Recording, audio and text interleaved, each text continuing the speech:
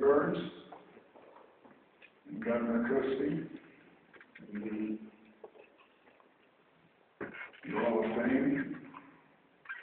I am so deeply honored to be here because it was a dream in my life to be somewhere where every kid in New Jersey could take the time and look back and remember there was somebody who came along that believed that he could reach the moon, that he could reach the stars.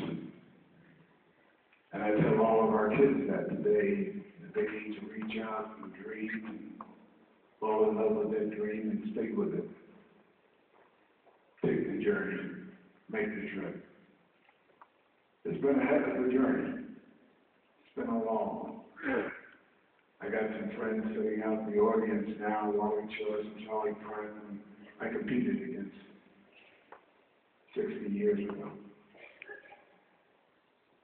And we're brothers today.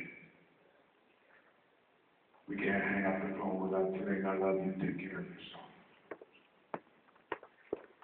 Okay, I was supposed to have a list, and there was supposed to be some things to say. I'm stuttering a little bit, and you've never heard a motivational speaker stutter.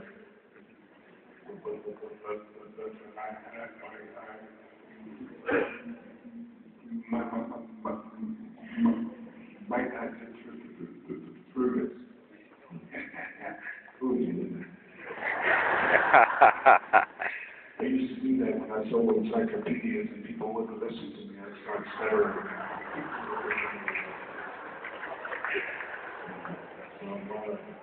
First of all, what I would like to do is I definitely want to thank everyone that's here and everyone that voted for me. It was phenomenal when I heard that I had an opportunity and a chance to be inducted into the New Jersey Hall of Fame. I went all the way around the world with phone calls and told them to call up and vote for me. And I told them, I said, if I lose this one, it's your fault. So I know all my friends called up and voted for me. In fact, even down in Georgia, I didn't have very much of a chance to make a lot of friends, but I did make friends. And you can tell by this beautiful cane I have here. When I got ill and I fell one day and I came back and I had to have a cane to get around with. One of the guys said to me, he said, I'm going out in the woods, and he said, I'm going to get you a stick, I'm going to make you a cane. And I said, okay. And so he went out there and this is what he made. And when he came back and everybody saw me with the cane, the stick, they said, no, what do you call this stick? I said, well, this is my redneck cane. So anyhow, I've been able to move down to Georgia, and big reason for that is we're taking care of my partner's mother and father. Her father is going to be 100 years old in October. And his mother is 90. And all my life I've loved sitting around and listening to what old folks said, because they were the ones that knew what was going on. I have an 18-year-old up in the stands right now, and he's sitting up here. He's bigger and taller than I am. I know he doesn't think I'm very bright right now, but when he gets to be about 40, he'll know what a genius I am. But anyhow, I always like sitting around older people because they always had something really good to say and something really smart. I can remember the time that my uncle was 92 years old. He was sitting with me, and my aunt had a group of people over, and my aunt said to the group, she said, you know, I just keep praying to Jesus. And I pray to Jesus all the time, and he just won't answer my prayers. And my uncle leaned over to me and he said, she doesn't realize no one can answer. I used to love to sit around with the old folks and listen to that. Let me say, first of all, I need to start at the beginning. I need to thank Mom and Dad, Thomas and Edith Campbell, for bringing me into such a fabulous and wonderful family. My dad was tough as nails, and my mother was sweet as sugar cane. And And they gave me an older brother that was a perfect role model. Just an absolute perfect role model. If you followed directly in his footsteps, you wouldn't go wrong. And then he gave me a little sister. My little sister is Sandra, and she's in the stands today. She's with us.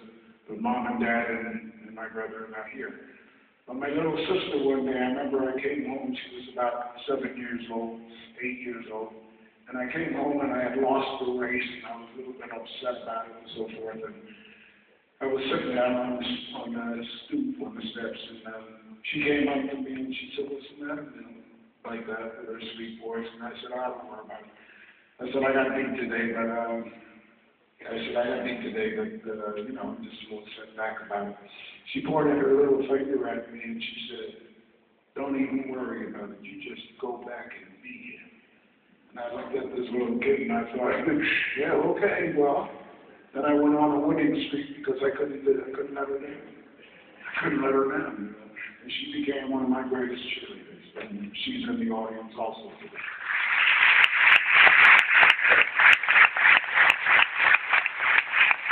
Let me thank my high school coaches. What a wonderful group of men they were. Harold McGear, I think, was a man that was looking through life for a kid like me. He was looking for someone that would work hard, someone that would listen to what he said, and someone that would do everything that he said. Harold McGear began to orchestrate my life. By the time I was a junior in high school, he had introduced me to the decathlon and said that we were going to make the Olympic team. And, lots of times coaches said, "When we're going to do this, I'm going to do the work." But he said, "We're going to make the Olympic team." And I said, "Okay, Coach." And we did. And we came back and we were the second best athlete in the world. And I told him, because when I came back, he was on his dying bed. And I told him, I said, "Coach, you can't die." I said, "I'm going back and I'm going to win this thing." Harold McGear said to me, he said, "No." He said, "A coach looks for a kid like you all his life." And he said, "And I've had you." He said, "I can die now." He said, "I've had the best athlete in the world." And I told him, and I made a promise to him that I would go back and I wanted to win that. And I went back and I won it. Even when they told me that Rayford Johnson was the world record holder and the Russian was breaking the world record holder, and I told a guy from Cleveland, I said, "Yeah, but I wasn't there." He said, "There'll be a difference when I show up." And Rayford Johnson comes into my room at the Olympic Games, and the day before the decathlon, he said, "Milt, how do you think this is all going to turn out?" And I said to Rayford, I said, "Well, it's too bad you showed up at this time because this one's mine, and I'm going to do everything I had to do to get it." And he said, "I'm going to win this one." He said, "You think so?" I said, "No, I know so." And when I looked at the look on his face, I realized I had discouraged him so much. I said, "Damn, he might take fourth or fifth. I don't want him that discouraged. Let me take second and it'll be fine." So anyhow, I want to thank those coaches. I want to thank Harold McGear. I want to thank Mr. Bliss, Vic Bliss. Vic Bliss was a swimming coach, and I don't know whether you remember or not, but back in the 50s, they told us that black kids couldn't swim. I don't mean when they were keeping us out of the pool. They just said that it wasn't in our genes. They said it wasn't in our genes, and I asked the boy on the swimming team when he asked me, did I want to swim? And I said, "Yeah, I was thinking about doing that." And he looked at me and he said, "I don't think you can do it because all the waters in Africa, where your heritage comes from, has crocodiles and snakes in it, and you wouldn't learn how to swim." He said, "It's not in your genes." And I looked at him, and as he walked away, and I thought, what the hell does that have to do with me? I was born in Plainfield.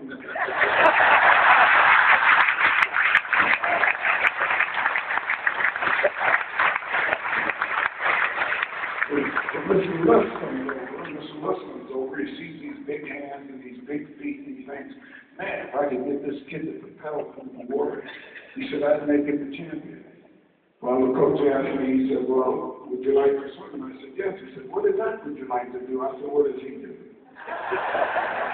He looked at me and he said, "Well, he's our premier sprinter and he's our state champion and all that." And he says, He does that. I said, well, I want to do what he wants. He does. So at the end of the first year, he would touch and I would touch. And then he graduated and went on somewhere in his life.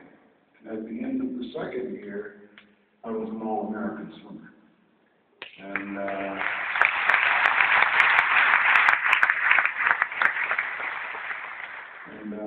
month ago today, is that right? A month ago today, I was inducted into the International Swimmers Hall of Fame.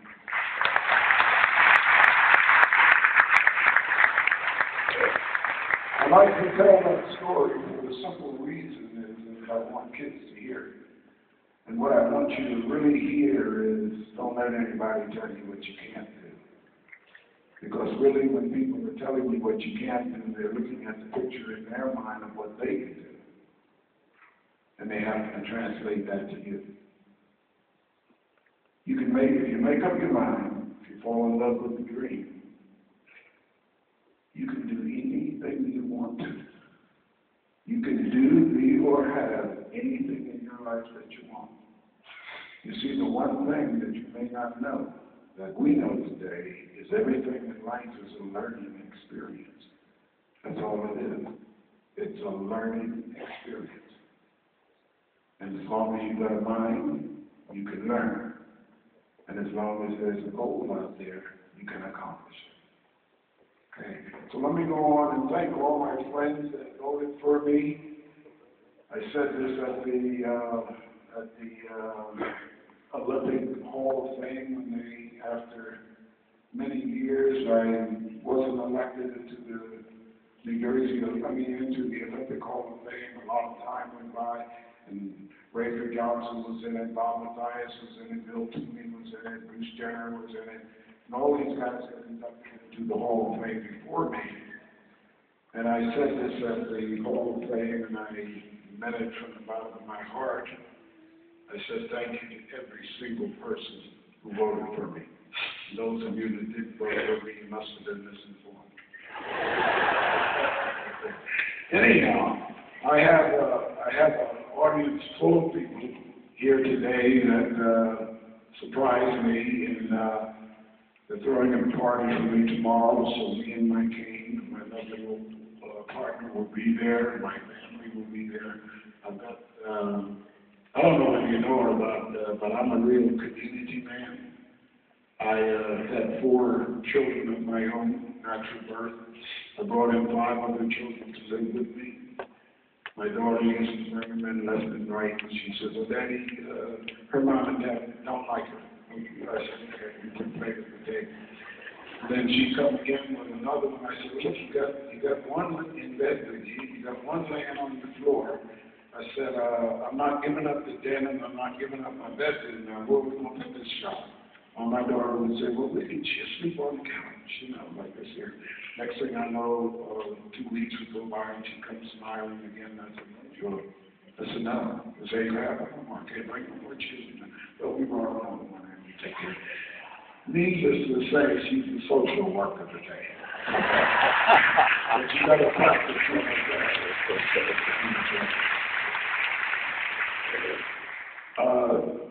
I have 1,001 people that I would like to say thank you to. I am not going to say thank you to any of them. I am going to mention Wally Choice's name because Wally and I, for 60 years, have been with each other, battling each other, and as my brother passed away, Wally became my brother. You trying to tell me I'm true? Okay, I'll do it. I don't get this for once in my lifetime, so please give me a break.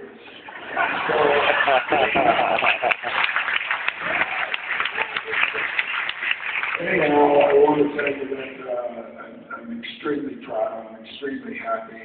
I've been asked many times if I would do this all over again, and you bet your life, for New Jersey, for America, for you, for Mom, for Apple Pie, and for me, I'd do it all over again. Okay?